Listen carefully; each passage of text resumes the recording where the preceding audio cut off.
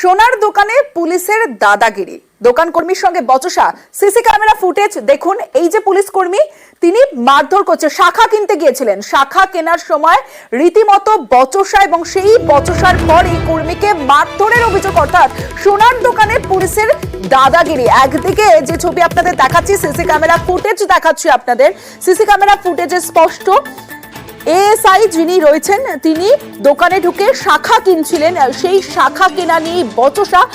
রাজা রজক দোকানের কর্মী, অন্যদিকে রতন পণ্ডিত রিজার্ভ ব্যাটালিয়নের এএসআই, তিনি মারধর করছেন এবং তিনি মদ্যপ ছিলেন, এমনটাই অভিযোগ গ্রাহকদের।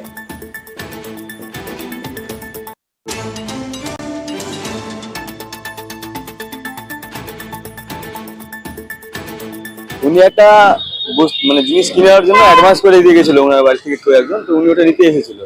তো নিতে আসাতে ওনাকে বাকি যে অ্যামাউন্টটা বাকি ছিল সেটা ওনাকে বললাম পেমেন্ট করতে। তো পেমেন্ট করার সময় উনি কথা যেভাবে বলছিল আমি বুঝতে পারলাম যে উনি ড্রিঙ্ক করেছিল প্রচুর পরিমাণে। উনি বলছে তাহলে আমাকে এই শাখাটা ব্যাক করে যে 30,000 টাকা ব্যাক করো। আইলাম স্যার এটা তো এখন আপনি কিনেন নাই, আগে আপনি জিনিসটা কিনেন তারপরে ওটা ব্যাক হওয়ার প্রশ্নটা আসবে। এইটুকু কথা বলার পরে উনি কি চিন্তা করতে করতে হাতের মধ্যে শাখাটা নিয়ে মুখের মধ্যে খুব জোরে প্রহার করে দেয়, এবার বাড়ি মেরে দেয়। প্রতিদিন নিউজ 18 বাংলায় আমরা অবৈধ বেআইনি যে খবর উঠে আসে সেই খবর আমরা দেখাই। আজ দেখাবো উত্তর 24 পরগনার বারাসাত। সেখানে পাঁচিল ঘিরে প্রাচীন পুকুর ভরাট করা হচ্ছে, এমনই চাঞ্চল্যকর অভিযোগ বারাসাতে। জমির মালিকের বিরুদ্ধে অভিযোগ দায়ের করেছে ভূমি দফতর। তবে পুকুর ভরাটের অভিযোগ মানতে নারাজ জমির কেয়ারটেকার। আর পুকুর ভরাট নিয়ে বিজেপি তৃণমূল তর্জাতুঙ্গে।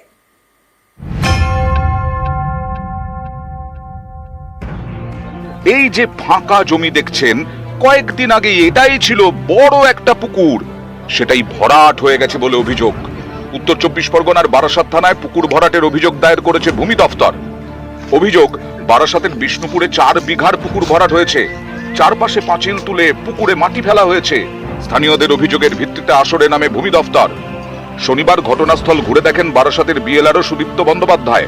তারপর পুকুর ভরাটের বিরুদ্ধে এফআইআর দায়ের করেন। এটা একটা পুকুর ছিল, প্রচলিত পুকুর ছিল, কিন্তু এরা ভেতরের মাটি নিয়েই এরা এটাকে বুঝিয়ে দিয়েছে। আমরা তদন্ত করে দেখলাম এটা একটা বালাজি ইনফার নামে আছে, হ্যাঁ, এবং মালিক বোধহয় কলকাতায় থাকে। আর এখানটায় যেটা হলো জহুর আলী নামে একজন আছে যে দেখভাল করে, তারই তত্ত্বাবধানে বুঝিয়েছে বলে যেটা এখানে উঠে এলো। আমরা এর বিরুদ্ধে একটা অভিযোগ করব থানাতে। আমরা এটা এফআইআর লজ হবে এবং এর বিরুদ্ধে যেরকম যথাবিহিত আইন অনুযায়ী ব্যবস্থা নেওয়া হবে। আমি বলছি এটা কোনো অভিযোগ না, এটা পুকুর ভরাটও না, এটা সুটির খাল কাটা হয়েছিল, সেই মাটিটা ওখানে একটা নিচু জায়গা ছিল, রেকর্ডও কোনো পুকুর নেই। আপনারা কাগজপত্র দেখে নেবেন। কতটা জমি আছে ভিতরে? এটা 11.5 বিঘা আছে। কার জমির মালিক কে? সব কলকাতাতে বাড়ি ওনার। 4টে মালিক আছে। 4জন মালিক? 4জন। আমি দেখভাল করি। বারাসাত পৌরসভার এলাকায় 35টা ওয়ার্ডের মধ্যে 29টা ওয়ার্ডে ভারতীয় জনতা পার্টি আমরা এগিয়ে আছি। সুতরাং চেয়ারম্যান, ভাইস চেয়ারম্যান এদের কাছে অশনি সংকেত পৌঁছে গেছে যে আগামী 2026-এ এই দলটা আর ক্ষমতায় থাকবে না। সুতরাং যতটুকু পারি লুটেপুটে খাই। তৃণমূল বিজেপির কোনো ব্যাপারই না, এটা প্রশাসনিকভাবে আমি চেয়ারম্যান এবং এক্সিকিউটিভ অফিসার আমরা ডিউটি করে বন্ধ করেছি এবং তারপর থেকে ওদের দেখা যায়নি, এখনও দেখা পাওয়া যায়নি। অনেকবার দেখা করতে হয়েছি, কারণ জমির মালিক এখানে থাকে না এবং লাস্ট আমরা যেটা সিদ্ধান্ত নিয়েছি ওটা তালা মারা থাকবে, করতে দেওয়া হবে না। বারাসাত থেকে জিয়াউল আলম, নিউজ 18 বাংলা। রক্ষকই যখন ভক্ষক, কেন বলছি? কারণ হাসনাবাদে সেখানে পুলিশ কর্মীর বিরুদ্ধে জবরদখলের অভিযোগ এবং শ্মশানের যে জমি সেই জমি দখলের অভিযোগ এবং সেখানে মাছের খাবারের দোকান করা হয়েছে এমনটা অভিযোগ।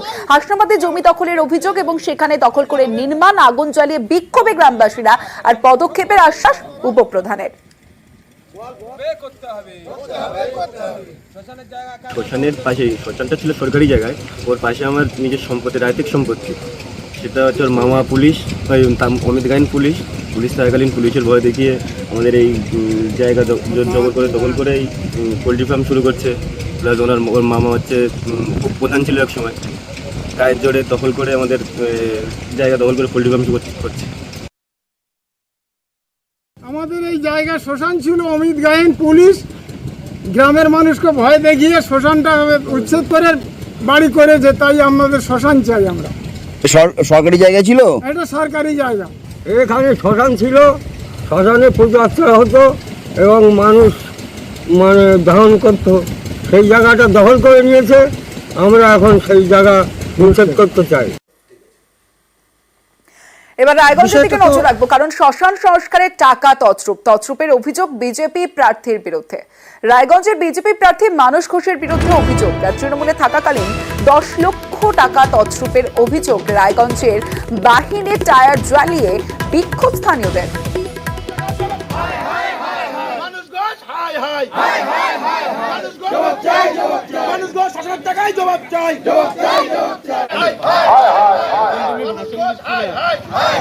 মানস ঘোষ দাঁড়িয়েছে উপনির্বাচনে, পিছনে সবাইকে ঠকিয়ে আসছে, আবার ঠকার জন্য দাঁড়িয়েছে।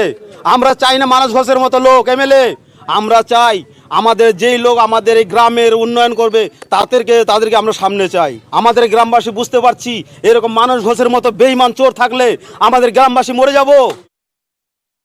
শ্মশানের টেন্ডার করে বা যে কোনো কাজেরই পঞ্চায়েত সমিতির টেন্ডার করে ইনভাইট করে এক্সিকিউটিভ অফিসার অফ পঞ্চায়েত সমিতি মানে বিডিও এজেন্সি কাজ এক্সিকিউট করলে তার বিলও ছাড়ে বিডিও। কল্যাণী বাবুর হাওয়াটা বেরিয়ে গেছে এখন, তাই কিছু পাতাখোর, কিছু মাতাল তাদেরকে মদ খাইয়ে, পাতা খাইয়ে তাদেরকে দিয়ে বিভিন্ন জায়গায় নেগেটিভিটি গুলো করার চেষ্টা করছে, আর এর বাইরে কিছু নয়। সেখানে মাকড়া গ্রামে গিয়ে দেখুন শ্মশান তৈরি হয়ে গেছে, কাজ চলছে প্রায় শেষের দিকে। মানস ঘোষ পঞ্চায়েত সমিতির নির্বাচনে জয়যুক্ত হয়। দলীয় ক্ষেত্রে পদ বিতরণের জায়গায় তিনি কিছু অর্থনৈতিক দুর্নীতি করেছেন।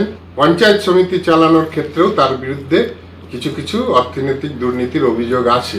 যেরকম মাকড়া শ্মশানকে নিয়ে একটা দুর্নীতির অভিযোগ। কৃষকদের যে ন্যায্য মূল্যের পাওয়ার কথা, মিডিলম্যান হয়ে দাঁড়িয়ে 5 কেজি 10 কেজি পার কুইন্টালে তিনি ধলতা আদায় করেন এবং কৃষকদেরকে তাদের ন্যায্য পাওনা থেকে বঞ্চিত করেন।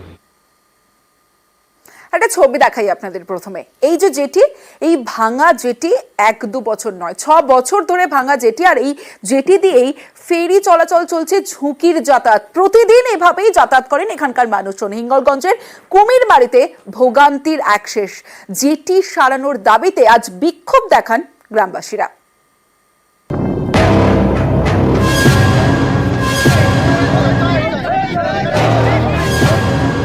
উত্তর 24 পরগনার হিঙ্গলগঞ্জ পাশ দিয়ে বয়ে গেছে ডাসা নদী। এই নদীর ওপারে সন্দেশখালী। এই নদী পেরিয়েই রোজ কয়েক হাজার লোকের যাতায়াত। এখানকার গুরুত্বপূর্ণ কুমিরমারি ফেরিঘাটে জেটি নেই। স্থানীয়দের অভিযোগ, প্রায় 6 বছর আগে জেটি ভেঙে গেছে। তারপর থেকে ঝুঁকি নিয়েই চলছে খেয়া পারাপার। ঝুঁকি নিয়ে পার হতে হয়। আমাদের বাইক তুলতে, সাইকেল তুলতে, বাচ্চা কাচ্চা তুলতে এইসব অসুবিধা হয়, আমরা উঠতে পারি না। পারাপারের সমস্যা, যাতায়াতের সমস্যা আছে, ঘাট নেই, বোট ধরার সমস্যা, আমাদের ওঠার সমস্যা। ঘাট ভালো না হলে কি করে হবে? স্কুল, কলেজ থেকে হাসপাতাল, নানা গুরুত্বপূর্ণ কাজে সন্দেশখালীর বাসিন্দাদের হিঙ্গলগঞ্জ আসতে হয় নদী পেরিয়ে, ঝুঁকি নিয়ে। জেটি না থাকায় নদীর পাড়েই নোঙর করে নৌকো। অভিযোগ, নৌকোয় ওঠানামা করতে গিয়ে মাঝে মধ্যে দুর্ঘটনাও ঘটে। অবিলম্বে জেটি সারানোর দাবিতে পথে স্থানীয়রা। শনিবার কুমিরমারি ফেরিঘাটের সামনে চলে বিক্ষোভ। স্কুলের পারাপারের সমস্যা আছে, রোগী অসুস্থ মানুষ থাকলে মানে অসুবিধা হয় ঘাটের কারণে, বিশেষ করে জেটি ঘাটটার কারণে। এতটাই খারাপ, আজকের 5-7 বছর ধরে হয়ে গেছে জেটি ঘাট ওইভাবে পড়েই গেছে। বিক্ষোভ আমরা চালিয়ে যাবো, আমরা আন্দোলন করছি, আন্দোলন চালিয়ে যাবো। গ্রামবাসীদের অভিযোগ, জেটি না থাকায় ভোগান্তি চরমে উঠেছে। জেটি সারানোর দাবিতে বারবার পঞ্চায়েতে জানিয়েও কোনো কাজ হয়নি। জেটি ঘাটের দাবিতে আমরা বেশ কয়েকবার সুপারের সিটি বা ফোন করে জানিয়েছি, কিন্তু আজ পর্যন্ত কোনো সুরাহা হয়নি। যাতে অবিলম্বে জেটি তৈরি হয় তার জন্য আমি সংশ্লিষ্ট কর্তৃপক্ষকে অনুরোধ করব। হিঙ্গলগঞ্জ থেকে অনুপম সাহা, নিউজ 18 বাংলা।